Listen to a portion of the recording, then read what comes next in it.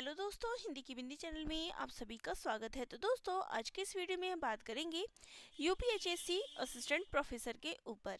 तो जैसे कि मैंने आप सभी को कविता के ऊपर शॉर्ट नोट्स करवाए थे और उस नोट्स के बाद आप सभी के कमेंट आ रहे थे कि नाटक पर भी शॉर्ट वीडियो लाए जाए, कहानी पर, उपन्यास आदि सभी पर शॉर्ट वीडियो आप सभी के लिए लाए जाए। तो सभी टॉपिक हमारे यहाँ पर तैयार हो गए हैं, जिसमें आप उपन्यास, कहानी, नाटक इन सभी पर शॉर्ट्स देखेंगे। तो यहाँ मैंने आप सभी को दो शॉर्ट्स वीडियो, हम कह सकते हैं मास्टर वीडियो, जिसका मैंने कविता का आपको दिया था, कविता काव्य संग्रह और उसकी विषय वस्तु, आप सभी देख चुके होंगे। इसके अलावा जो अन्य गद्य विधाएं हैं, यूनिट 10 है आपका यूपीएचएससी का, उसके ऊपर भी हम संक्षिप्त नोट्स के ऊपर बात कर चुके हैं। और तीसरा जो महत्वपूर्ण टॉपिक था वो था यूपीएचएससी में लगे जितने भी रचनाकार हैं, चाहे वो कविता के कवि हैं या फिर अन्य गद्य विधाओं के, सभी रचनाकारों का जन्म वर्ष हमने रीड किया। तो ये हमारा शॉर्ट था। आज हम उपन्यासों के ऊपर शॉर्ट नोट अपना चर्चा करेंगे। तो चलिए वीडियो हम शुरू करते हैं। तो सबसे पहला आपको जो उपन्यास पढ़ना है वो है प्रेमचंद जी कृत गोदान, और गोदान का प्रकाशन वर्ष है 1936 ईस्वी। नेक्स्ट है वृंदावन लाल वर्मा कृत विराटा की पद्मिनी, और इसका प्रकाशन वर्ष है 1936 ईस्वी।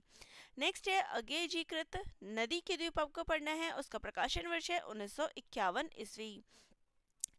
नेक्स्ट है फणीश्वरनाथ रेणुकृत मैला आंचल, जिसका प्रकाशन वर्ष है 1954 ईस्वी।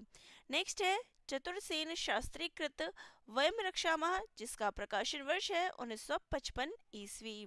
नेक्स्ट है यशपाल कृत झूठा सच, जिसका प्रकाशन वर्ष है 1958 ईस्वी। नेक्स्ट है भगवती चरण वर्मा कृत भूले बिसरे चित्र, जिसका प्रकाशन वर्ष है 1959 ईस्वी। नेक्स्ट है श्रीलाल शुक्ल कृत राग दरबारी, जिसका प्रकाशन वर्ष है 1968 ईस्वी। नेक्स्ट है मन्नू भंडारी कृत आपका बंटी, जिसका प्रकाशन वर्ष कहीं कहीं आपको 1970 तो कहीं 1971 देखने को मिलेगा। नेक्स्ट है अमृतलाल नागर कृत मानस का हंस, जिसका प्रकाशन वर्ष है 1972 ईस्वी। नेक्स्ट है हजारी प्रसाद द्विवेदी कृत पुनर्नवा, जिसका प्रकाशन वर्ष है 1973 ईस्वी। नेक्स्ट है भीष्म साहनी कृत बसंती, जिसका प्रकाशन वर्ष है 1980 ईस्वी।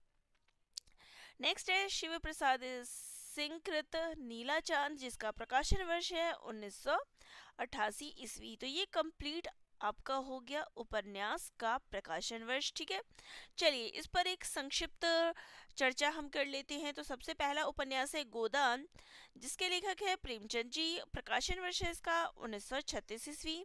ये कितने भागों में विभाजित है? तो ये 36 भागों में विभाजित है, और ये प्रेमचंद जी का अंतिम पूर्ण उपन्यास है। अंतिम अपूर्ण उपन्यास उनका मंगलसूत्र है, और अंतिम पूर्ण उपन्यास में उनका गोदान आता है। ठीक है, और सबसे महत्वपूर्ण जो इस उपन्यास पर आधारित प्रश्न पूछा जाता है वो है इसका गांव, कि उपन्यास में कौन सा गांव बताया गया है। तो इसमें दो गांवों का जिक्र आता है, सेमरी और बेलारी गांव। तो ये प्रश्न आपको परीक्षा में पूछा ही जाता है, तो यहाँ मैंने इसलिए इस पॉइंट को ले लिया है। नेक्स्ट है, इसमें प्रेमचंद ने किसी एक समस्या को उठाने की बजाय तत्कालीन भारतीय समाज की लगभग हर समस्या को एक साथ उठाया है। यही कारण है कि गोदान को भारतीय जीवन का महाकाव्य भी कहा जाता है। इसमें भारतीय ग्राम्य समाज एवं परिवेश का सजीव चित्रण जो है हमें देखने को मिलता है।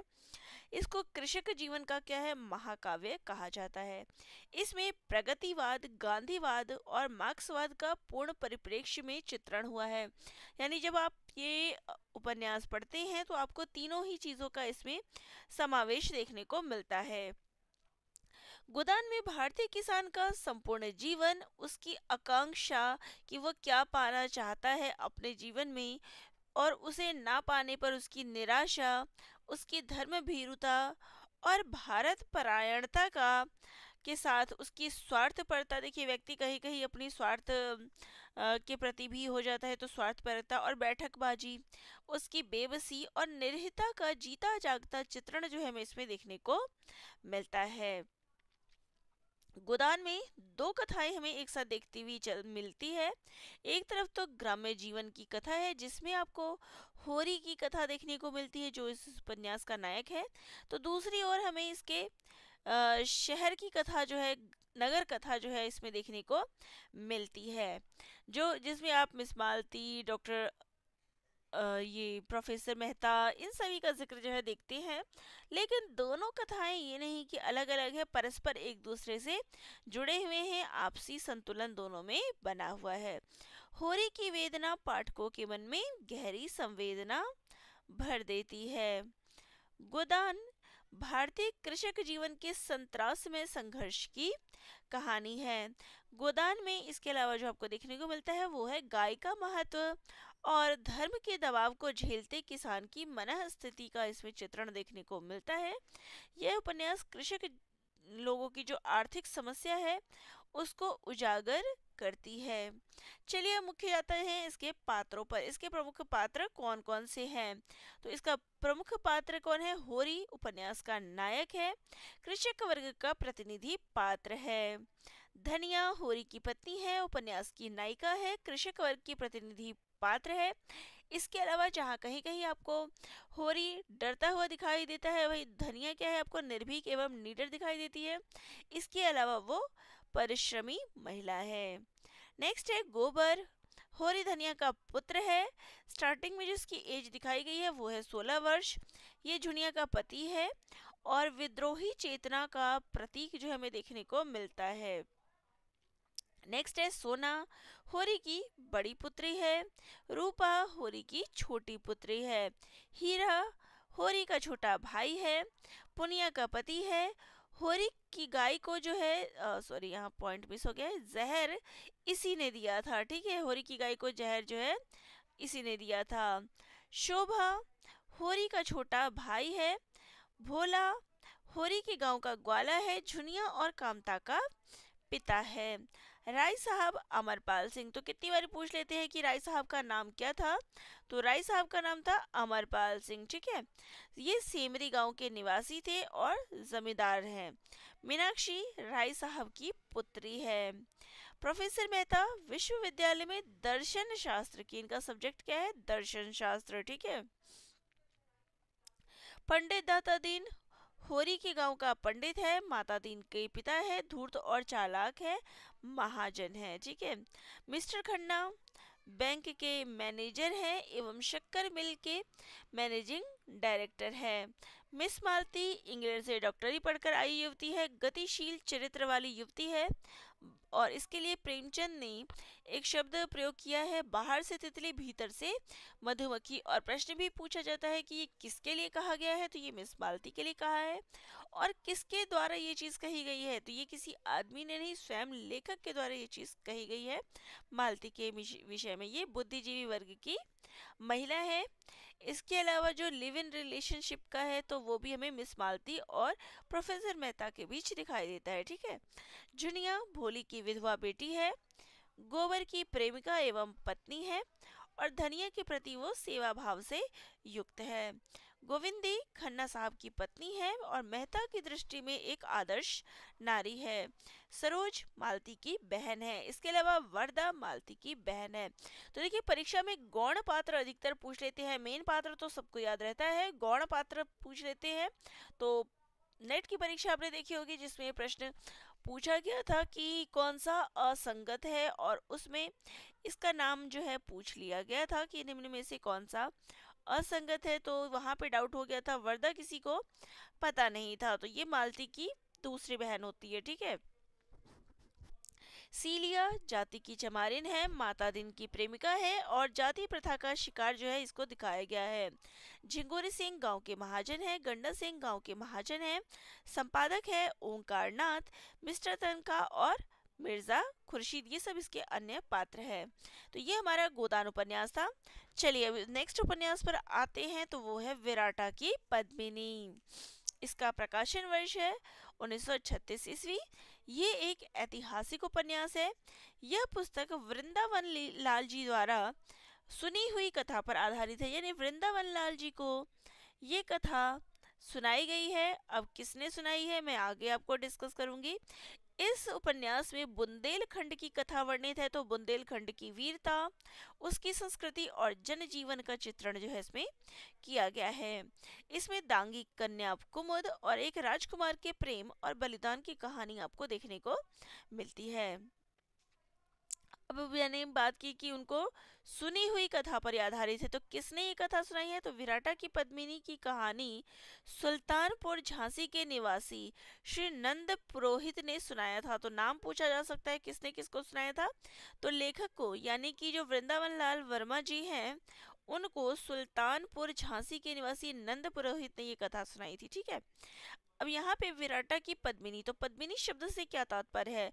तो पद्मिनी से तात्पर्य है चंपा के समान गोरी, सुगंध में तथा कोमल के कमल के समान कोमल स्त्री को पद्मिनी कहते हैं। और इस उपन्यास में कुछ स्थान चित्रित हुए हैं, वह है रामनगर, दलीप नगर, विराटा, कालपी, विक्रमपुर, गोरामहिया, पालर, भांडेर, सालोन, भरोली और बड़नगर। तो आप इनमें नगर पूछ सकते हैं कि कौन सा जिक्र नहीं हुआ है या कौन सा है। संगत असंगत के प्रश्न आप लोग देखते हैं परीक्षा में पूछे जाते हैं, तो पूछ लें। इसके अलावा इसमें कुछ नदियों का चित्रित हुआ है, बेतवा नदी और पहुज नदी, इन दो नदियों का जिक्र हुआ है। इसके अलावा इसमें पंचनद का जिक्र हुआ है, यमुना, चंबल, सिंधु, पहुज नदी और कुमारी नदी, इन पंचनद नदियों का जिक्र हुआ है। तो हो सकता है आपसे पंचनद नदी पूछ ले, ये कौन से हैं। और एक चीज और देख लीजिए कि चित्रित नदी इसमें पहुज नदी है। अब आपसे पंचनद नदी पूछेंगे तो पंचनद में बेतवा नदी शामिल नहीं है, तो नहीं है वाले में आपसे पूछ सकते हैं, तो ध्यान रखिएगा। चलिए अब बात करते हैं इसके प्रमुख पात्रों की। तो सबसे प्रमुख पात्र जो इसके है यानी विराटा की पद्मिनी, वो है कुमुद, मुख्य पात्र है। नायिका है विराटा की पद्मिनी है। दांगी कन्या है, और दांगी मीन्स क्या होता है? अब जिनको नहीं पता, जो बुंदेलखंडी यहाँ पे हमारे मित्र होंगे हमारे, उनको तो पता होगा, लेकिन जो अन्य राज्यों के हैं या अन्य उनको नहीं पता होगा, तो दांगी जो है बुंदेलखंड की एक जाति है। इसके अलावा ये, तो इसको दांगी कन्या, कुमुद को दांगी कन्या भी कहा गया है। ये किसकी पुत्री है? तो किसान नरसिंह की पुत्री है। नरसिंह कौन है? तो कुमुद के पिता है। इसके अलावा जो है कुमुद दुर्गा की अवतार भी इसमें मानी गई है। ठीक है, चलिए नेक्स्ट है कुंजर सिंह, इस कहानी का नायक है।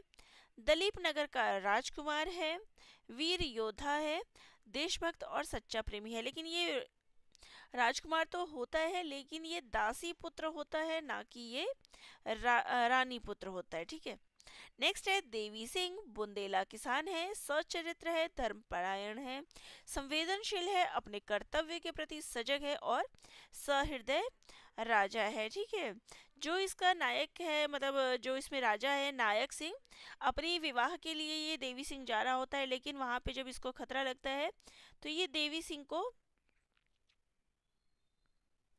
बचाता है। ठीक है, वो देवी सिंह जो होता है वो नायक सिंह को यहाँ पर बचाता है। ठीक है, चलिए नेक्स्ट हमारा आ जाता है बड़ी रानी। बड़ी रानी कौन है? नायक सिंह जो है राजा, उसकी पत्नी है। छोटी रानी नायक सिंह की दूसरी पत्नी है और स्वार्थी प्रवृत्ति की महिला है। जनार्दन षड्यंत्र रचकर देवी सिंह को दलीप नगर का राजा बनाता है, तो ये भी इसका खल पात्र हम कह सकते हैं। नायक सिंह दलीप नगर का राजा है, अयोग्य है, विलासी प्रवृत्ति का है, सनकी है, विवेकहीन है और एक चरित्रहीन राजा है। रामदयाल नायक सिंह का मुंह लगा और प्रिय नौकर है, स्वार्थी है, राजा का खुशामदी है, क्रूर है, कायर है और चरित्रहीन व्यक्ति है। लोचन सिंह दलीप नगर का दरबारी है। सबदल सिंह विराटा का राजा है। विराटा का राजा जहाँ ये जो पद्मिनी है, कुमुद है, जहाँ पे जाती है, तो विराटा का राजा कौन है? सबदल सिंह। पतराखन रामनगर का राजा है। सैयद आगा हैदर दलीप नगर का राज्यवेद्य है। तो ये इसके प्रमुख पात्र है। चलिए नेक्स्ट हमारा उपन्यास आ जाता है। तो नेक्स्ट जो हमारा उपन्यास है वो है नदी के द्वीप। इसका प्रकाशन वर्ष है 1991 ईस्वी, अगे जी के द्वारा। इसमें कुल कितने शीर्षक हैं? तो इसमें कुल 11 शीर्षक हैं। नदी के द्वीप में कितने शीर्षक हैं? तो 11 शीर्षक हैं। ये एक मनोवैज्ञानिक उपन्यास है। तो जैसे कि जानते हैं कि जो अज्ञे जी है मनोवैज्ञानिक उपन्यासकार है, तो उनके द्वारा लिखा गया मनोवैज्ञानिक उपन्यास है। उन्होंने 3 उपन्यास लिखे हैं। तो ये उनका उपन्यास है। व्यक्तिवादी चरित्र प्रधान उपन्यास है ये, ठीक है। इसमें व्यक्ति को अपने अंदर ही जूझता हुआ, अपने मन स्थिति में डूबा हुआ ही दिखाया गया है। पात्रों के जीवन में सुख दुख, उनकी आंतरिक भावनाओं का चित्रण इसमें किया गया है। यौन संबंधों को केंद्र बनाकर जीवन की परिक्रमा जो है इस उपन्यास में की गई है। उपन्यास जो है वार्तालाप शैली में लिखी गई है। उपन्यास में 3 अध्याय है और अध्यायों के बीच में अंतराल भी दिया गया है। चलिए इसके प्रमुख पात्रों पे आ जाते हैं। तो इसके प्रमुख पात्र है भुवन, जो कि विज्ञान का प्रोफेसर होता है और कहानी का उपन्यास का नायक है। रेखा पढ़ी लिखी, पति द्वारा परित्यक्ता होती है, संवेदनशील होती है, कहानी की मुख्य पात्र है और नायिका है। गौरा भुवन की छात्रा है, संस्कारी है, शिक्षित है और ये भुवन से प्रेम भी करने लगती है, ठीक है। नेक्स्ट है चंद्रमाधव, खलनायक पात्र है, पत्रकार है और स्वार्थी है। तो ये वैसे तो मित्र है, लेकिन कहते हैं ना कि दोस्त ही पीठ पे छुरा घोंपता है, तो कुछ इसी प्रकार का रोल जो है इसका दिखाया गया है। हेमेंद्र रेखा का पति है, जो केवल उसे पाना चाहता है, मतलब शरीर रूप से उसको पाना चाहता है और जब नहीं हासिल कर पाता तो उसे छोड़ देता है। डॉक्टर रमेश चंद्र रेखा का नया पति है, बहुत ही सुलझा हुआ व्यक्ति है। तो सबसे पहला जो है, रेखा ने हेमेंद्र से शादी की थी और हेमेंद्र को जब वो छोड़ देती है, उसके बाद वो भुवन के संपर्क में रहती है और बाद में भुवन से भी विवाह नहीं करती, वो डॉक्टर रमेश चंद्र से विवाह करती है, ठीक है। चलिए नेक्स्ट है हमारा उपन्यास, वो है मैला आंचल, जिसका प्रकाशन वर्ष है 1954 ईस्वी, समता प्रकाशन पटना से। इसमें कुल पृष्ठों की बात करें तो 250 पृष्ठ है। मेन आ जाता है कि खंड कितने हैं, तो इसमें कुल 2 खंड हैं। पहले खंड में हमें स्वतंत्रता पूर्व यानी स्वतंत्रता से पहले के गांव का चित्रण किया गया है और इसके दूसरे खंड में स्वतंत्रतायोत्तर यानी स्वतंत्रता के बाद बदलते हुए ग्राम्य जीवन के बिखराव, यानी स्वतंत्रता के बाद जो गाँव की हालत हो गई, वहाँ बिखराव हो गया, वो सब इसमें चित्रित किया गया है। कुल परिच्छेद की बात करें तो परिच्छेद पूछ लिया जाता है, तो कुल परिच्छेद इसमें 67 है। इसके पहले खंड में हमें 44 परिच्छेद मिलते हैं और दूसरे खंड में हमें 23 परिच्छेद देखने को मिलते हैं। ये बिहार के पूर्णिया जिले के मैरीगंज गांव की कथा है। इसका उद्देश्य ग्रामीण अंचल की समस्या को उजागर करना है। इसमें जातिवाद, अवसरवादी राजनीति, मठों और आश्रमों के पाखंड को दिखाया गया है। इस उपन्यास के 2 खंडों की हमने बात की, तो इसके पहले खंड में मठ के महंत रामदास और बाद में सेवादास के थोथे आडंबर और पापाचार, मनुष्यों की गरीबी, बेबसी और शोषण, डॉक्टर प्रशांत का अनुसंधान का कार्य, राजनीतिक चेतना, पार्टियों का परस्पर विरोधी एवं प्रचार, सांस्कृतिक चेतना, रूढ़ियों, परंपराओं एवं आडंबरों के प्रति विद्रोह, पर्व त्योहार, रीति रिवाज, नृत्य, संगीत आदि जो है इसमें दिखाया गया है। संथालों द्वारा तहसीलदार के भूमि पर बलपूर्वक अधिकार करना, सांप्रदायिक जमींदार प्रथा की समाप्ति, इन सभी चित्रों का चित्रण हमें पहले खंड में देखने को मिलता है। वहीं पे द्वितीय खंड में इसके पुलिस अत्याचार, मठ के आडंबरों का पर्दाफाश, तहसीलदार साहब के कुंठाओं, ग्राम्य दंगल, राजनीतिक पार्टियों का खोखलापन, गांधीवाद की रिक्तता, प्रशांत एवं कमला का विवाह और पटना वापस जाने आदि का चित्रण जो हमें इसके दूसरे खंड में देखने को मिलता है। अब उपन्यास का नायक कौन है, क्योंकि बहुत लोग कंफ्यूज रहते हैं कि क्या इसमें डॉक्टर प्रशांत नायक है। तो इसमें डॉक्टर प्रशांत नायक नहीं है। इसमें संपूर्ण अंचल जो है, मैला आंचल में संपूर्ण अंचल उपन्यास का नायक क्या है। आंचलिक उपन्यास में अंचल होता है, तो इस उपन्यास का नायक अंचल है। और अंचल यानी कि इसमें मैरी गांव का जिक्र हुआ है। तो उपन्यास का नायक कौन हुआ? मैरीगंज हुआ। ठीक है। इसके प्रकाशन के बाद इसकी प्रथम समीक्षा यानी मैला आंचल की जो प्रथम समीक्षा है वो नलिन विलोचन शर्मा ने की थी, और वो की थी इन्होंने मैला आंचल की समीक्षा शीर्षक से 1955 में। ठीक है। हिंदी में गोदान के बाद दूसरा श्रेष्ठ उपन्यास ये नलिन विलोचन शर्मा जी ने मैला आंचल को कहा है। इसमें प्रथम संस्करण की भूमिका का प्रथम वाक्य है, यह है मैला आंचल एक आंचलिक उपन्यास है। तो ये इसके प्रथम संस्करण की भूमिका में कहा गया है। उपन्यास के नामकरण के संबंध में अपने एक साक्षात्कार में रेणु ने स्वीकार किया है कि मैला आंचल नाम उन्होंने पंत जी की कविता से लिया है, और वो उन्होंने डॉक्टर प्रशांत के द्वारा ये कविता का जिक्र भी इसमें किया है कि भारत माता ग्रामवासिनी, खेतों में फैला है श्यामल धूल, भरा मैला सा आंचल, नैनों में गंगा यमुना, जल मिट्टी की प्रतिमा उदासिनी। ये देखिए प्रथम खंड 27वां परिच्छेद डॉक्टर प्रशांत के मुख से यह गीत निकलता है। ठीक है। इस उपन्यास में 1942 से 1948 तक की राजनीतिक गतिविधियों का अंकन जो है किया गया है। बिहार राज्य के पूर्णिया जिले के मैरीगंज गांव की गरीबी, जहालत, रोग, अंधविश्वास, लोक विश्वास, पिछड़ेपन, आचार व्यवहार, संस्कृति, जीवन पद्धति, उत्सव, पर्व, परंपरा, गीत, संघर्ष, प्रकृति चित्रणों के माध्यम से पूरे आंचलिक परिवेश का इसमें चित्रण किया गया है। देखिए सारे पॉइंट्स आप सभी के लिए कितने इंपॉर्टेंट है, आप एक एक पॉइंट देख सकते हैं। इस उपन्यास में कुछ प्रमुख टोलों का जिक्र हुआ है। तो कौन कौन से टोले हैं? तो पहला है राजपूत टोला, जिसमें मुख्य कौन है? तो रामकृपाल सिंह। यादव टोला, खिलावन यादव है। कास्त्र टोला, जिसमें विश्वनाथ प्रसाद प्रमुख है। ब्राह्मण टोला, जोतकी काका है। ततमाहती टोला, तत्का क्षत्रिय टोला, और इसके हैं महंगूदास। ठीक है। तो ये इसका प्रमुख है। सभी टोलों का, इतने टोलों का इसमें जिक्र हुआ है। इसमें कुछ पार्टियों का भी जिक्र हुआ है। तो देखिए राजनीतिक पार्टी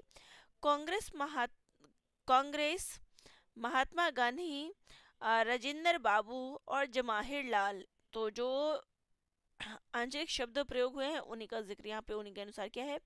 इसके अलावा सुशीलिंग पार्टी यानी सोशलिस्ट पार्टी, जिसमें प्रमुख कौन है? कालीचरण और वासुदेव। गांधीवादी, बावनदास। तो ये प्रमुख पार्टियां हैं और टोले थे। चलिए अब आ जाते हैं इसके प्रमुख पात्रों पर। तो तहसीलदार विश्वनाथ प्रसाद मैरीगंज गांव का सर्वाधिक प्रतिष्ठित तथा कानूनी दावपेच में माहिर व्यक्ति है। डॉक्टर प्रशांत कुशल एवं कर्मठ डॉक्टर हैं, तीनों का हितैषी हैं और विश्वनाथ प्रसाद की पुत्री कमला के प्रेमी और बाद में पति होते। ठाकुर रामकृपाल सिंह राजपूत टोले के प्रमुख व्यक्ति हैं, अनपढ़ हैं लेकिन चतुर हैं। फिर है महंत सेवादास, मैरीगंज के मठ का विलासी एवं अंधा महंत है, और जिसने जो है कोठारी नीलदासी लक्ष्मी के साथ जो है अवैध संबंध है, उसको अपनी कोठरी में उसने रखा होता है दासी बना के। फिर है महंत रामदास, महंत सेवादास का शिष्य है, और बाद में जो है मैरीगंज का ये मठ का महंत हो जाता है और एक दुर्बल चरित्र वाला व्यक्ति है। कालीचरण उपन्यासकार सर्वाधिक साहसी तथा कर्मठ व्यक्ति है और दुर्बलों की मदद करता है। ठीक है। नेक्स्ट है बालदेव, कांग्रेस का कर्मठ कार्यकर्ता है जो लक्ष्मी के प्रति अनुराग भाव रखता है। सुमिरत दास मैरीगंज में बेतार के तार की भूमिका निभाने वाला प्रमुख व्यक्ति है। नेक्स्ट है चलित्र कर्मकार, अपने जीवन काल में ही कहानी बना साहसी डकैत है ये। ज्योतिकी यानी ज्योतिषी काका, कूप मंडुक पंडित ओझा होते हैं। ठीक है। नेक्स्ट है खिलावन सिंह, यादव टोली का प्रमुख व्यक्ति है। बावनदास गांधी जी का अनन्य भक्त, कांग्रेसी कार्यकर्ता है। नारी पात्रों की बात कर लेते हैं तो कमला या फिर कमली, इसके लिए दोनों ही शब्द प्रयुक्त हुए हैं, कमला और कमली। तो विश्वनाथ प्रसाद की पुत्री है और डॉक्टर प्रशांत की प्रेसी और पत्नी है। लक्ष्मी और लक्ष्मी के लिए क्या शब्द प्रयुक्त हुआ है? कीचड़ में फंसा कमल। तो पूछ लेते हैं कि कमल कीचड़ में फंसा कमल किसे कहा गया है? तो ये लक्ष्मी को कहा गया है। फुलिया, जिसके अनेक प्रेम प्रसंग जो है इसमें दिखाए गए हैं, एक शिथिल चरित्र वाली युवती है। रामपेरिया महंत रामदास की दासी बनी कुटिल युवती है। ठीक है, अब इसके गौण पात्रों पर आ जाते हैं। तो तहसीलदार हरगौरी अपनी धूर्तता का शिकार हुआ, भ्रष्ट तहसीलदार है। वासुदेव कालीचरण का दाहिना हाथ है, समाजवादी कार्यकर्ता है। डब्ल्यू.जी. मार्टिन मेरीगंज गांव के नए नामकरण का सूत्रधार अंग्रेज है, जिसकी प्रेरणा से गांव में मलेरिया सेंटर खुला था। तो इसी की पत्नी मैरी होती है जो मर जाती है, और उसी के नाम पे ये मेरीगंज गांव का नाम पड़ता है जब, और ये यहीं पर मलेरिया सेंटर खोलते। ठीक है, नेक्स्ट है प्यारू, डॉक्टर प्रशांत का कर्मठ सेवक है। सोमा जट खूंखार व्यक्ति है और कालीचरण का साथी है। लरसिंह दास कामुक एवं धूर्तता साधु है। रामकिशन बाबू कांग्रेसी कार्यकर्ता है। पार्वती मौसी ग्रामवासियों के अंधविश्वास की शिकार विधवा नारी है और कालीचरण की माँ है। मंगला चरखा सेंटर की सहृदय मास्टरनी है। आभा रानी सहृदय कांग्रेसी कार्यकर्णी है। तो ये हमारे प्रमुख पात्र हो गए और गौण पात्र हो गए मैलांचल के। अब बात कर लेते हैं नेक्स्ट उपन्यास, वो है वयम रक्षामः। इस उपन्यास में, ये किसका उपन्यास है? हजारी प्रसाद द्विवेदी जी का। ठीक है, चलिए इस उपन्यास में कुछ महत्वपूर्ण बिंदु या विशेषताएं क्या है, विषय वस्तु क्या है? तो इस उपन्यास में प्रागवेदकालीन नर नाग देव दैत्य दानव आर्य अनार्य आदि के जीवन के विस्तृत पुरातन रेखा चित्र प्रस्तुत किया है। इस उपन्यास में रावण के जीवन का संघर्ष का चित्रण है। तो देखिए, अन्य उपन्यासों में आपने पढ़ा होगा, काव्य में कविताओं में पढ़ा होगा, जिसमें आपने अभी तक राम का चरित्र ही पढ़ा है। लेकिन ये एक ऐसा उपन्यास है, सॉरी ये चतुरसेन शास्त्री जी का है, तो इसमें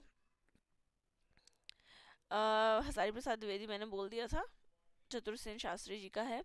तो इस उपन्यास में क्या है कि रावण के चरित्र को दिखाया गया है कि रावण जो है इतना महान या इतना श्रीकर कैसे बना, उसने अपना साम्राज्य इतना बड़ा कैसे फैलाया और उसका जीवन किस प्रकार से संघर्षों में बीता, इन सभी का चित्रण जो है इसमें दिखाया गया। क्योंकि ये रावण का चरित्र है, तो इसमें रामायण भी चित्रित की गई है, उसके पात्रों का भी समावेश किया गया है। ठीक है, रावण का चरित्र राम से श्रेष्ठ बताने का प्रयास इसमें किया गया है।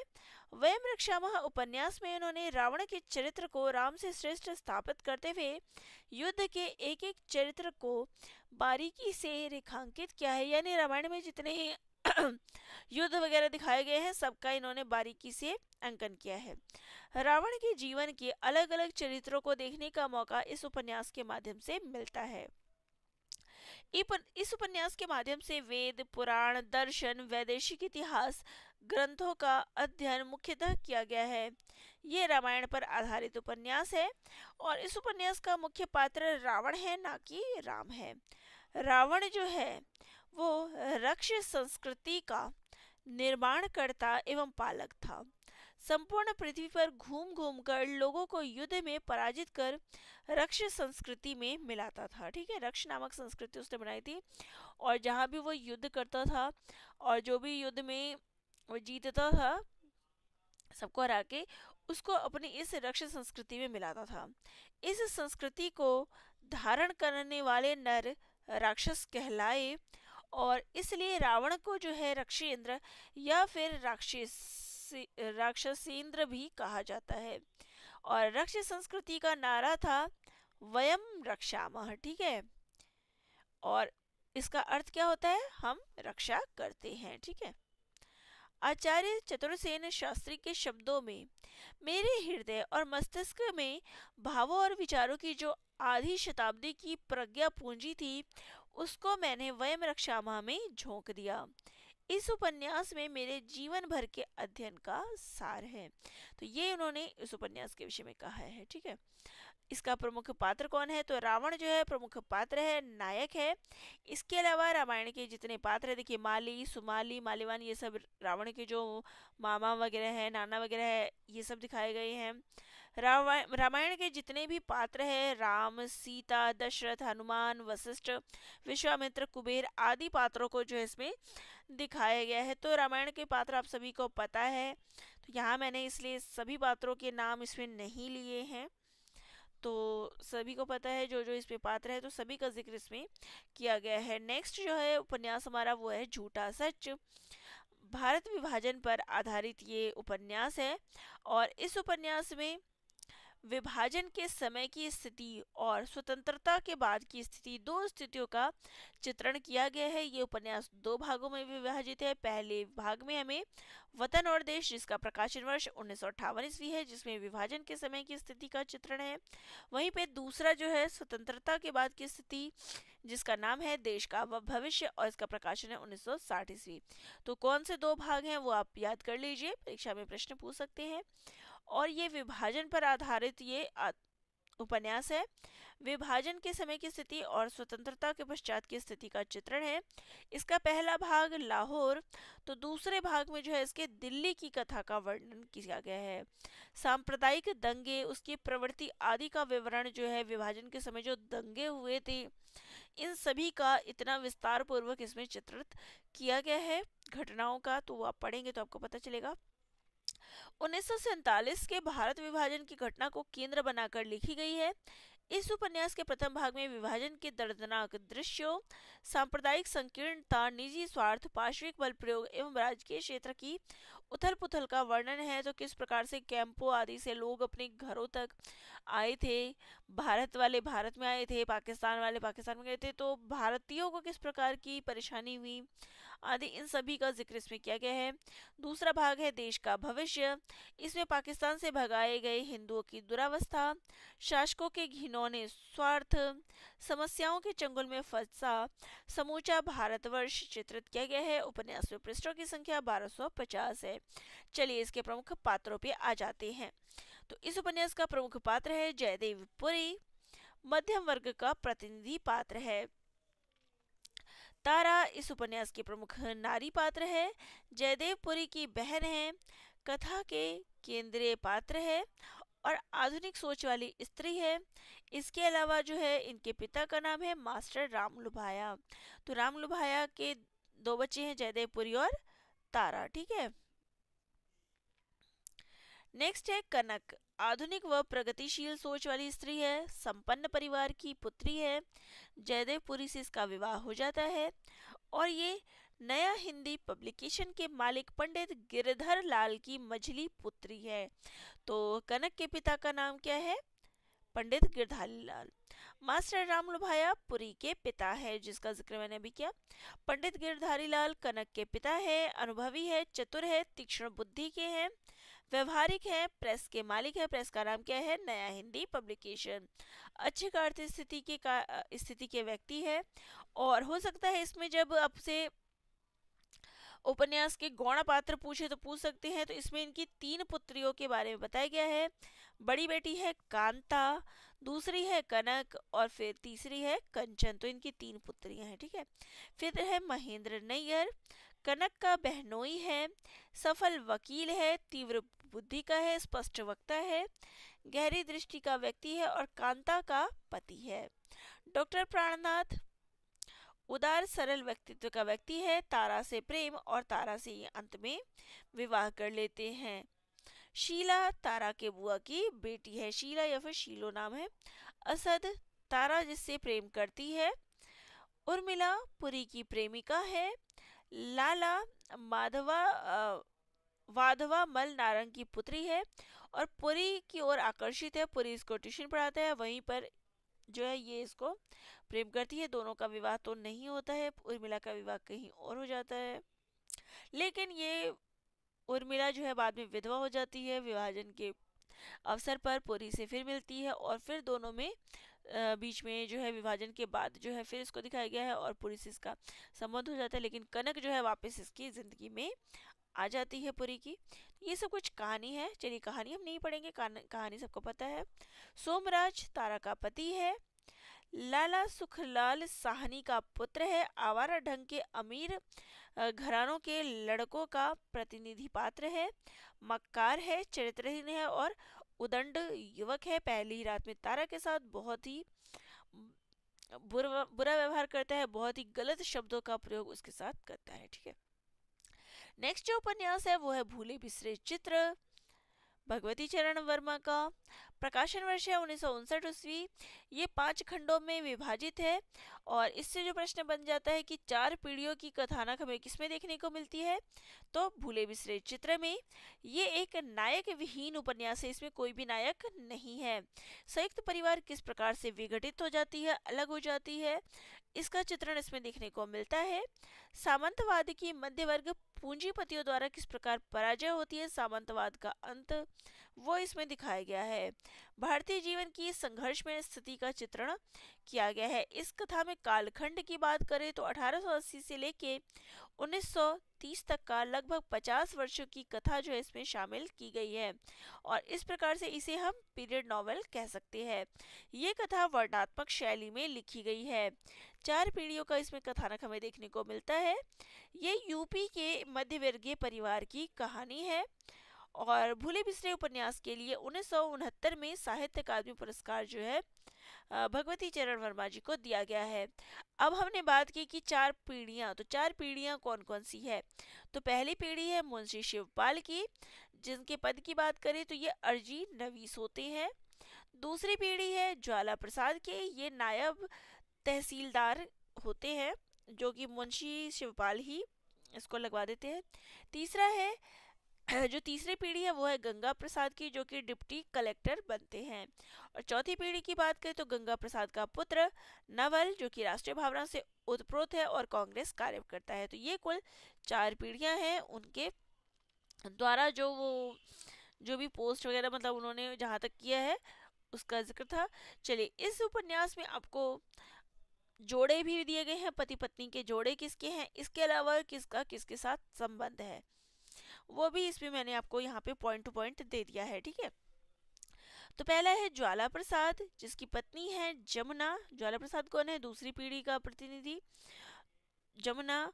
और ज्वाला प्रसाद का जो संबंध है वो जयदई के साथ होता है। फिर है घसीटे, जिसकी पत्नी है छिनकी, और जो छिनकी है यहाँ पे मैंने देखिए नाम भी जिक्र किया है, कहीं पे पुरुष पात्र है जिनका संबंध है, कहीं पे स्त्री पात्र है। अब यहाँ पे घसीटे का नहीं बल्कि छिनकी का संबंध है शिवपाल के साथ। ठीक है, जो पहला इस उपन्यास का जो पहला पीढ़ी का प्रतिनिधि है शिवपाल, उसके साथ छिनकी का संबंध है। फिर है गंगा प्रसाद, जिसकी पत्नी है रुक्मिणी, और गंगा प्रसाद जो है तीसरे पीढ़ी का प्रतिनिधि है और गंगा प्रसाद का जो संबंध है वो संतो व मलका के साथ, दो के साथ दिखाया गया है, बीवी भी रुक्मिणी। ठीक है, फिर है प्रभुदयाल, जिसकी पत्नी है जयदई और जयदई का संबंध किसके साथ है, ज्वाला प्रसाद के साथ। ठीक है, मुंशी राम सहायक, जिनकी पत्नी है महारानी, आगे जिक्र मैं पात्रों के बारे में करूंगी कौन है। फिर है राधा विशन, जिसकी पत्नी है सतवंती या फिर संतो, और संतो के साथ किसका देखा था आपने, गंगा प्रसाद जी का। ठीक है, फिर है रिपुरमन, जिसकी पत्नी है रूपवती, और रूपवती का जो संबंध है वो शिव प्रसाद के साथ दिखाया गया है। तो ये आपको कंप्लीट डिटेल मैंने दे दी है। चलिए, अब यहाँ पे चारों खंडों में कौन सी कहानी है जिक्र कर लेते हैं। तो पहले खंड में मुंशी शिवपाल से लेकर ज्वाला प्रसाद के घाटमपुर की कहानी जो है दी गई है, यानी मुंशी शिवपाल से कहानी शुरू होती है और जो ज्वाला प्रसाद है वो घाटमपुर में जो अपने काम के लिए आते हैं, जॉब करते हैं वहाँ पे, तो वहाँ की घटनाएं जो चित्रित की गई है, समस्याएं दिखाई गई है, वहाँ पे किस प्रकार की समस्याएं होती है। फिर गंगा प्रसाद का जो जन्म है, यहाँ तक की कहानी इसके पहले खंड में है। दूसरे खंड में जो शिवपाल हैं उनकी मृत्यु हो जाती है और ज्वाला प्रसाद जो है उसका जीवन का संघर्ष आदि जो है चित्रित किया गया है। और जो ज्वाला प्रसाद का पुत्र है गंगा प्रसाद, उसका पालन पोषण जयदई के द्वारा किया गया है, खर्च वगैरह जो कुछ भी है, तो ये इसमें दिखाया गया है। और उपन्यास के जो दो प्रमुख खंड है वो दोनों खंड ज्वाला प्रसाद पर आधारित है। इसका तीसरा खंड गंगा प्रसाद पर आधारित है। जयदई की इसमें मृत्यु हो जाती है। फिर गंगा प्रसाद की नौकरी आदि, वो कहाँ कहाँ जाता है, इन सब का जिक्र है। संतों आदि का चित्रण, जिसके साथ भी मतलब गंगा प्रसाद का अफेयर वगैरह चलता है, उन सभी का चित्रण इसमें क्या गंगा प्रसाद से जुड़ी हुई घटनाओं आदि का जिक्र है। चौथे खंड में गंगा प्रसाद पर ही आधारित है। इसमें छिनकी की मृत्यु हो जाती है। फिर राष्ट्रीय आंदोलन वगैरह का जिक्र है, मलका से उसका संबंध है और मलका का विवाह। तो लेकिन मलका का विवाह इससे नहीं होता, दूसरे से होता है। यहाँ पर मैंने मलका का विवाह तो लिखा है, लेकिन मलका से रिश्ता गंगा प्रसाद का होता है, विवाह मलका का किसी और से होता है। ठीक है। पांचवा खंड इसका नवल किशोर पर आधारित है। अंत में ज्वाला प्रसाद ने तो देखिए, ज्वाला प्रसाद जो कि इसके पहले खंड से लेके पांचवें खंड तक आधारित है, तो ज्वाला प्रसाद पांचवें खंड में भी है और उसने जितनी परिस्थितियां देखी उन सबको इसमें दिखाया गया है। और बूढ़ा भीखू भी उसके पास यही सोच रहा था। तो दोनों जो है, मतलब ज्वाला प्रसाद और उसके पास ही भीखू बैठा हुआ जो है इनकी चर्चा करता है, दिखाया हुआ है। ठीक है। चलिए अब पात्रों को हम सीक्वेंसली पढ़ते हैं। तो देखिए, परिवार में देखिए सबसे पहले जो आपको ये पूरा परिवार 4 पीढ़ियां देखने को मिलती है, तो उसका क्रम क्या है। सबसे पहले नाम आता है कुंदन लाल, केवल नाम है। ठीक है।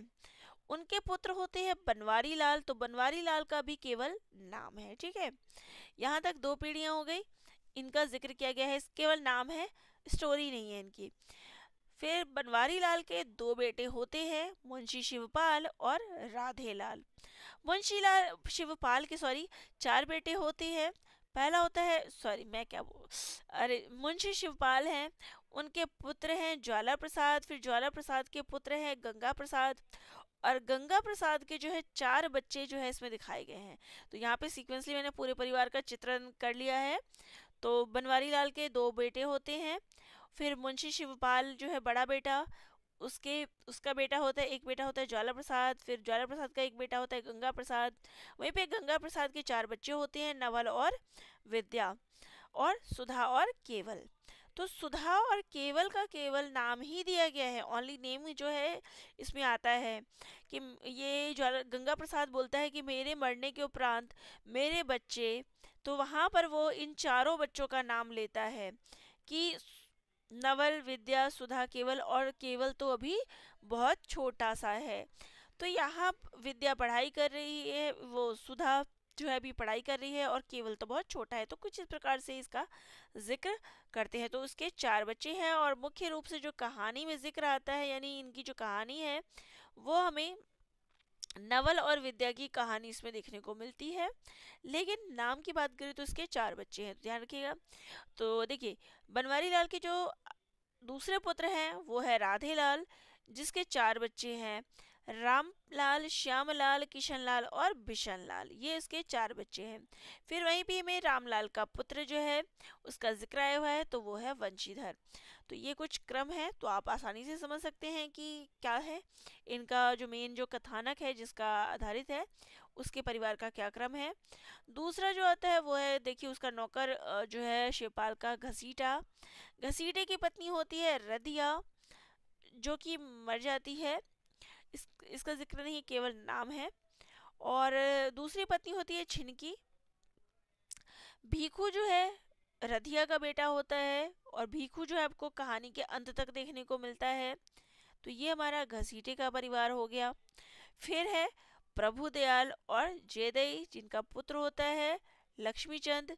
प्रभुदयाल जो है घाटमपुर में प्रभुदयाल का जिक्र आता है, और जयदई जो है वो भी इसकी मुख्य पात्र है, जिसका संबंध जो है ज्वाला प्रसाद के साथ होता है।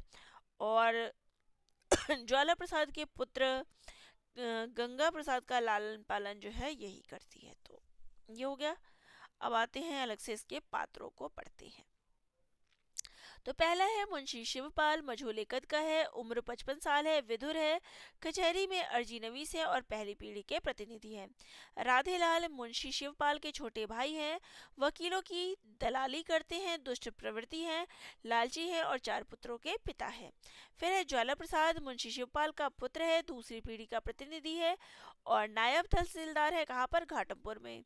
जमुना ज्वाला प्रसाद की पत्नी है। गंगा प्रसाद ज्वाला प्रसाद का पुत्र है, तीसरी पीढ़ी का प्रतिनिधि है और डिप्टी कलेक्टर है।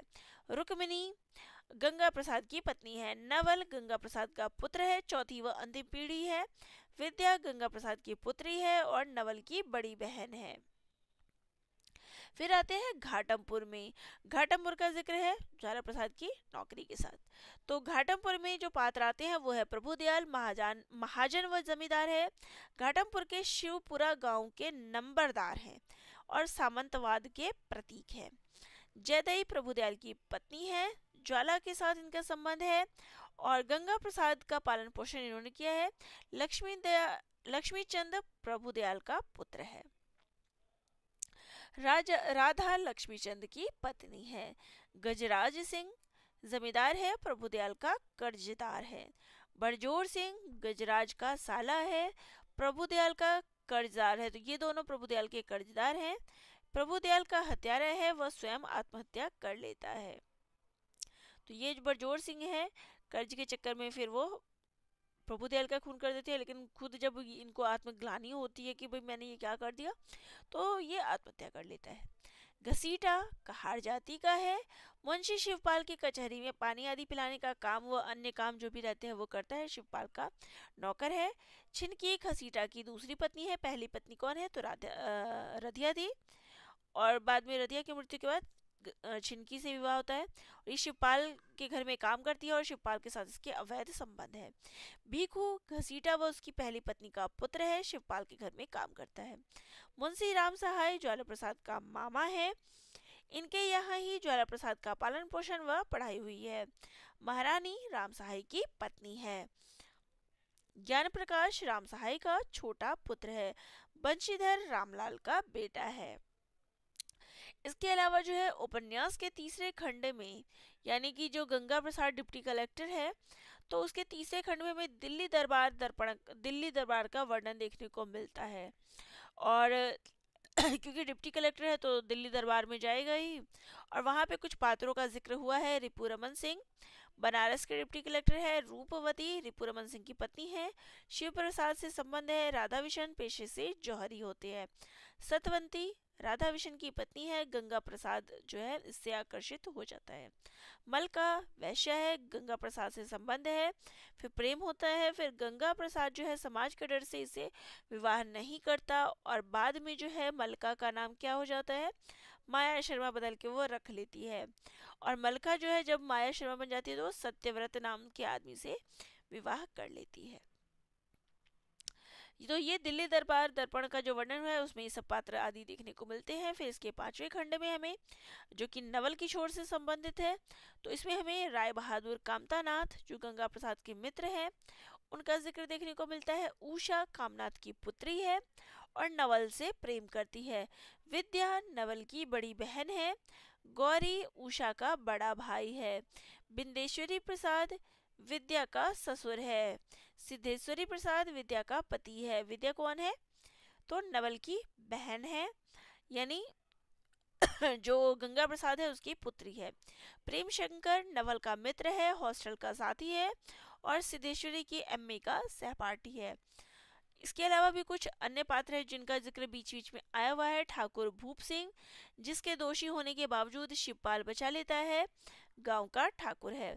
ठाकुर धम्मन सिंह डिप्टी कलेक्टर है। सेठ घनश्याम दास मीर साहब डिप्टी सुपरिटेंडेंट पुलिस है। पंडित सोमेश्वर नाथ बरेली का डिप्टी कलेक्टर है। अल्लामा वहशी बरेली का गुंडा है। सुमेर सिंह थानेदार है। मिस्टर वॉट्स अंग्रेज अफसर है। फरहतुल्ला जौनपुर का मुसलमान है। समीरुल्ला अब्दुल हक डिप्टी है। अली रजा, तो यहाँ पे पात्रों की बहुलता है, बहुत से पात्र आपको इसमें देखने को मिलेंगे। ठीक है, छोटे छोटे बहुत सारे पात्रों के नाम हैं, मुख्य जितने मैं ले सकती थी मैंने इसमें लिया है। नेक्स्ट है राग दरबारी, जिसका प्रकाशन वर्ष है 1968 ईस्वी, और रचना काल की बात करें तो ये 1964 ईस्वी में है। व्यंग रचना है ये एक। आधुनिक भारतीय जीवन की मूल्यहीनता का इसमें चित्रण किया गया है। प्रशासन व्यवस्था, राजनीतिक व्यवस्था पर इसमें व्यंग किया गया है। भारतीय सामाजिक राजनीतिक विसंगतियों का इसमें चित्रित किया गया है।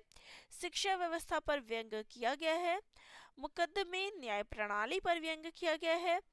कोऑपरेटिव सोसाइटी की कार्य प्रणाली पर व्यंग है। गंज है अर्थात शिवपालगंज के निवासियों पर व्यंग किया गया है। और इसमें प्रश्न जो पूछा जाता है अधिकतर कि इसमें किस गांव का चर्चा हुआ है, तो इसमें शिवपालगंज गांव का चर्चा हुआ है। 1947 के बाद उत्तर भारत के गांव में फैली विसंगतियों का चित्रण किया गया है, यानी आज़ादी के बाद जो गांवों की दशाएं आदि थी उसका क्या था, इसका जिक्र है। उपन्यास जो है 35 परिच्छेद में विभाजित है, जिसमें ग्राम्य जीवन का वर्णन किया गया है।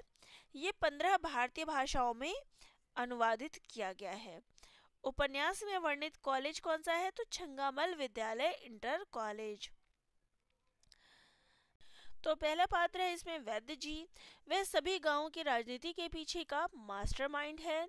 अपने वाक्य तैयार करने और उसके शब्दों को चुनने में बहुत स्पष्ट है।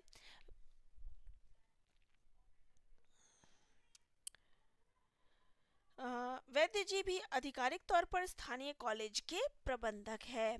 रुपन बाबू वैद्य जी के छोटे बेटे हैं, कॉलेज के छात्रों के नेता हैं। रुपन बाबू पिछले कई सालों से 10वीं कक्षा में पढ़ रहे हैं, उसी कॉलेज में जहां उनके पिता प्रबंधक है। रुपन सक्रिय रूप से सभी गांवों की राजनीति में शामिल है और गांव समुदाय द्वारा अपने शानदार गणिता के कारण उनका सम्मान किया जाता है। उपन्यास के अंत में उसके व्यवहार में एक क्रमिक परिवर्तन देखा जा सकता है। बद्री अग्रवाल रुपन बाबू के बड़े भाई। बद्री अपने पिता की सहभागिता से दूर रहते हैं और खुद को शरीर निर्माण के अभ्यास में व्यस्त रखते हैं तथा अपने आश्रय की देखभाल करते हैं, यानी कि पहलवान टाइप का। ठीक है, ये अग्रवाल नहीं है, सॉरी, बद्री पहलवान है। ठीक है। रंगनाथ इतिहास में एमए। रंगनाथ वैद्य जी के भतीजे हैं। वह लगभग 5-6 महीने के लिए छुट्टी पर शिवपालगंज आया हुआ है। छोटा पहलवान गांव की राजनीति में एक सक्रिय पार्टनर। बद्री पहलवान के एक गांव की राजनीति में ये सक्रिय भागीदारता है और वैद्य जी द्वारा बुलाए गए बैठकों में लगातार सहभागी होता है छोटा पहलवान। ठीक है। प्रिंसिपल साहब, जैसा कि नाम का अर्थ है प्रिंसिपल साहब, ये छंगामल विद्यालय इंटर कॉलेज के प्राचार्य हैं। कॉलेज में कर्मचारियों के अन्य सदस्यों के साथ उनका साजिश जो है दिखाया गया है। जोगनाथ स्थानीय गुंडा है, लगभग हमेशा नशे में रहता है। वह प्रत्येक 2 सिलेबल्स के बीच एक ध्वनि डालने में से अनूठी भाषा बोलता है। सनीचर असली नाम जो है सनीचर का होता है मंगलदास, लेकिन लोग इसको सनीचर कहते हैं। वह वैद्य जी का नौकर है और बाद में वैद्य जी द्वारा राजनीतिक रणनीति के उपयोग के साथ गांव की कठपुतली प्रधान बनाया गया है। लंगर, वह स्थानीय आम आदमी का प्रतिनिधि और भ्रष्ट व्यवस्था का शिकार होता है। नेक्स्ट उपन्यास है आपका बंटी। प्रकाशन वर्ष है 1970 ईस्वी। 16 भागों में ये विभाजित है। बाल मनोविज्ञान पर आधारित है। तलाकशुदा दंपति व उनके बच्चों की मानसिकता का इसमें जिक्र किया गया है। तलाकशुदा माता पिता के बच्चे की कैसी दयनीय स्थिति हो जाती है उसका चित्रण किया जाता है। उपन्यास का केंद्र कौन है, तो वो है बंटी। चलिए इसके प्रमुख पात्रों पे आ जाते हैं। तो बंटी 9 साल का बच्चा है, केंद्रीय पात्र है, शकुन और अजय का बेटा है, मुख्य बाल पात्र है इस उपन्यास का। माता पिता होने के बाद भी उसका जीवन अनाथों की भांति बीतता है। शकुन बंटी की माँ है, कॉलेज की प्रिंसिपल है। अजय बंटी का पिता है। मीरा अजय की दूसरी पत्नी है। डॉक्टर जोशी शकुन के दूसरे पति हैं। वकील चाचा शकुन और अजय के वकील हैं। टीटू बंटी का दोस्त है। अभी जोशी, जो डॉक्टर जोशी है, जो शकुन के दूसरे पति हैं, उनके ये दोनों बच्चे हैं, अभी और जोत। प्रमिला डॉक्टर जोशी की जो है मृत पत्नी यानी पहली पत्नी होती है। चीनू मीरा का बेटा है। फूफी शकुन के घर में नौकरानी है। और बंटी का पालन पोषण करती है। कुन्नी शर्मा साहब की लड़की है। तो इन सभी पात्रों का यहाँ पे जिक्र हुआ है। नेक्स्ट जो उपन्यास है वो है मानस का हंस। गोस्वामी तुलसीदास के जीवन पर आधारित ये उपन्यास है। तुलसीदास को इस उपन्यास में सहज मानव के रूप में दिखाया गया है। और इस उपन्यास में राम बोला यानी तुलसीदास जो बचपन से लेकर तुलसीदास तक बनने तक की यात्रा का इसमें वर्णन किया गया है। तुलसीदास की महत्वपूर्ण रचनाओं की किस प्रकार रचना जो है हुई है, इस उपन्यास के माध्यम से बताने का प्रयास किया गया है। यह उपन्यास लखनवी अंदाज में लिखा गया है। ऐतिहासिक उपन्यास है ये। और मानस का हंस, इसका तात्पर्य क्या है? तो देखिए, मानस का अर्थ होता है मनोभाव, मन में उत्पन्न संकल्प, मन से मन के द्वारा या रामचरित मानस, ये इसका अर्थ होता है। हंस का अर्थ होता है आत्मा, अलौकिक गुणों से संपन्न मनुष्य, एक प्रकार के सन्यासी, शुद्ध आत्मा, यह हंस का तात्पर्य होता है। चलिए, इसके प्रमुख पात्रों की बात करें तो तुलसीदास केंद्रीय पात्र है और इनके बचपन का नाम होता है राम बोला। पार्वती तुलसीदास का लालन पालन करने वाली महिला है। नरहरि बाबा तुलसीदास के गुरु व अभिभावक है। मोहिनी एक वृद्ध कोतवाल की बेटी है जिस पर तुलसीदास आसक्त थे। रत्नावली पंडित दीनबंधु पाठक की पुत्री है और तुलसीदास की पत्नी है। शेष सनातन तुलसीदास के गुरु है। टोडर जयराम शाह, गंगाराम, कैलाश, मेघा भगत ये तुलसीदास के मित्र एवं भक्त हैं। ये सारे। गंगेश्वर तुलसीदास के साले हैं। तारापति तुलसीदास का पुत्र है। रामकली तुलसी की सेविका है। रामू द्विवेदी व संत बेनी माधव तुलसीदास के शिष्य हैं। वैदेही वल्लभ, रविदत्त, बटेश्वर दत्त तुलसीदास से ईर्ष्या करने वाले लोग हैं। इसके अलावा पात्र है मैना का हरिन और बकरीदी कक्का, ये सभी इसके पात्र है। चलिए, नेक्स्ट जो उपन्यास है वो है पुनर्नवा। प्रकाशन वर्ष है 1973 ईस्वी और ये उपन्यास हजारी प्रसाद द्विवेदी का है। ठीक है। कुल अध्यायों की बात करें तो इसमें 31 अध्याय हैं। ये एक ऐतिहासिक उपन्यास है। इस उपन्यास में वर्ण व्यवस्था एवं नारी शोषण का चित्रण किया गया है। लोरी कायन एवं मृच्छकटिकम को जो है इसमें आधार लिया गया है। पूछ लेते हैं। भारत की प्राचीन सांस्कृतिक परंपरा का इसमें चित्रण किया गया है। गुप्तकालीन चौथी शताब्दी की घटनाओं पर आधारित प्राचीन भारतीय संस्कृति के पृष्ठभूमि पर यह लिखा गया है। और उपन्यास के केंद्र में हलद्वीप, मथुरा और उज्जैनी है। उपन्यास का लक्ष्य विदेशी आक्रमण से मुक्त करने का संकल्प कराता है। पुनर्नवा ऐसे हीन चरित्र व्यक्तियों की कहानी है जो युग युग से समाज की लांछना सहते आए हैं, किंतु शोभा और शालीनता की कोई किरण जिनके अंदर अंतर में छुपी रहती है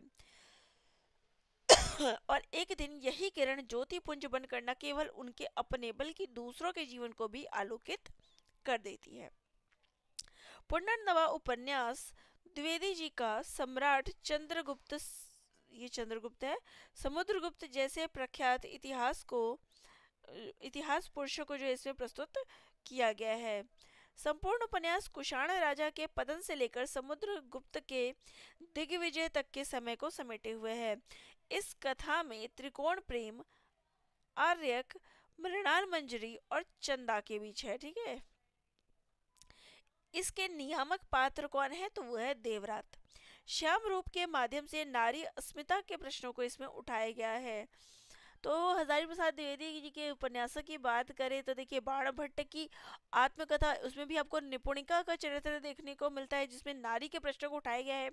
इसमें भी श्याम रूप के द्वारा जो है नारी अस्मिता के प्रश्नों को उठाया गया है। यह उपन्यास सामाजिक, राजनीतिक, धार्मिक आदि विद्रोहों के मूल रूप को अपने कथानक का विषय बनाने वाला उपन्यास है। इसमें विवाह, प्रेम, सामाजिक विधि विधान, विरोध आदि का जिक्र देखने को मिलता है। जर्जरित परंपरा और टूटी हुई व्यवस्थाओं का इसमें जिक्र किया गया है। उपन्यास के आदर्श नारी पात्र कौन है? तो मृणाल है। और यथार्थ नारी पात्र की बात करें तो चंद्रा है। ठीक है। वर्ण व्यवस्था एवं नारी शोषण का इसमें भी चित्रित किया है। और इस उपन्यास में भी त्रिकोण प्रेम देखने को मिलता है जिसका जिक्र देखिए, इंपॉर्टेंट पॉइंट है। देवरात, शर्मिष्ठा और मंजिला के बीच में त्रिकोण प्रेम देखने को मिलता है। चारुदत्त, धूता और वसंत सेना, आर्यक, मृणाल और चंद्रा, फिर है श्याम रूप और मदनी का, तो ये प्रेम जो है चित्रण हमें देखने को मिलता है। और त्रिकोण प्रेम जो है हमें इन तीनों के बीच देखने को मिलता है। ठीक है, चलिए नेक्स्ट पे आते हैं। वह इसके प्रमुख पात्र, तो गोपाल नायक प्रमुख पात्र है, देवरात नियामक पात्र है, अद्भुत व्यक्तित्व वाला व्यक्ति है और कवि है। श्याम रूप चारुदत्त, श्रीचंद, गोप वनभूमि के चौधरी होती हैं। इसके अलावा सम्राट चंद्रगुप्त, और भी बहुत सारे पात्र हैं, मुख्य पात्रों को लिया है। स्त्री पात्रों की बात करें तो मृणाल मंजुला की पुत्री है, चंद्रा, मांदी, मंजुला जो कि गणिका है, और वसंत सेना, ये इसके प्रमुख पात्र हैं। नेक्स्ट जो है वो है बसंती। इसका प्रकाशन वर्ष है 1980 ईस्वी। भीष्म साहनी की रचना है, 15 भागों में विभाजित है। गांव से विस्थापित रोटी रोजी की तलाश में आए शहरी मजदूरों की त्रासदी का इसमें चित्रण किया गया है। बसंती के माध्यम से नारी शोषण का चित्रण इसमें देखने को मिलता है। और इसमें जिसका जिक्र है वो है दिल्ली महानगर।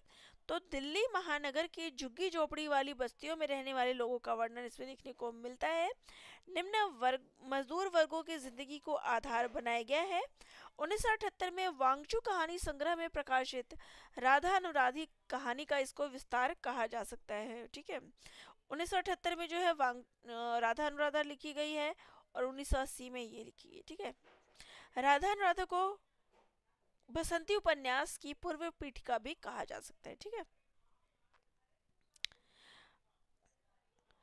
बसंती 14 वर्षीय लड़की है, मुख्य पात्र है, नायिका है, त्यागमयी है, विनयशील है। इतना होने पर भी अपनी जिंदगी में जो उसके उतार चढ़ाव चलता है, इतना होने पर भी वो हारती नहीं है। ये इस उपन्यास की खासियत है, इसके बारे में दिखाया गया है। दीनू बसंती जिससे प्रेम करती है, बसंती का पति है। रुक्मी दीनू की दूसरी पत्नी है। पप्पू बसंती का बच्चा है। बूढ़ा लंगड़ा बुलाकी राम बसंती का बापू, जिसके पास बसंती को बेच देता है। पेशे से ये दर्जी होता है बुलाकी राम। इसके अलावा बसंती की 2 बहनें हैं। बसंती का जीजा है, चौधरी बसंती का पिता है, रामू बसंती का भाई है, श्यामा बीवी है, विशेषर, जमुना, मूलराज, बोधराज, मतीराम, गणेश, शंभू शंभू गोविंदी तो चाय वाली है। ठीक है, नेक्स्ट जो उपन्यास आता है वो है नीला चांद। तो हमारा नेक्स्ट उपन्यास है नीला चांद, जिसका प्रकाशन वर्ष है 1988 ईस्वी। इस उपन्यास में मध्यकालीन काशी का जो है चित्रण किया गया है।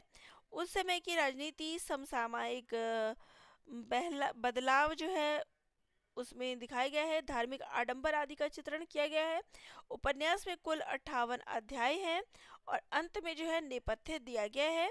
इस उपन्यास को व्यास सम्मान, शारदा सम्मान और साहित्य अकादमी 3 पुरस्कार जो है मिले हुए हैं। उपन्यास के विषय वस्तु की बात करें तो 11वीं सदी के राजा विद्याधर के पौत्र कीर्तिवर्मा के द्वारा अपने खोए हुए राज्य की वापसी का प्रयास जो है इसमें किया गया है। उपन्यास का शीर्षक है नीला चांद, जिसे उपन्यास के अंतिम वाक्य से स्पष्ट किया जा सकता है कि नीला चांद से क्या आशय है। जैसे हर व्यक्ति के अंदर एक आंगन है, एक तुलसी चौरा है, वैसे ही सबके छोटे छोटे आकाश में एक नीला चांद भी होता है।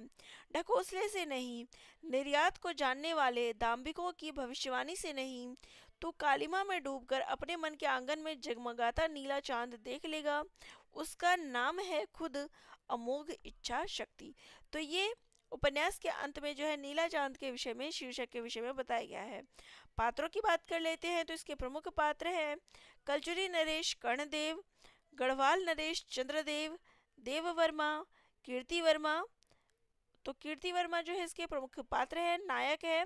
इसके अलावा पात्र है गोविंद सिंह, विद्याधर चंदेल सम्राट है, विजयपाल विद्याधर का बेटा है, कीर्ति वर्मा का पिता है, देववर्मा कीर्ति वर्मा का बड़ा भाई है, कृष्ण मिश्र जो कि कवि है, गांगेय देव कलचुरी नरेश कर्णदेव के पिता है। तो ये इसके प्रमुख पुरुष पात्र हैं।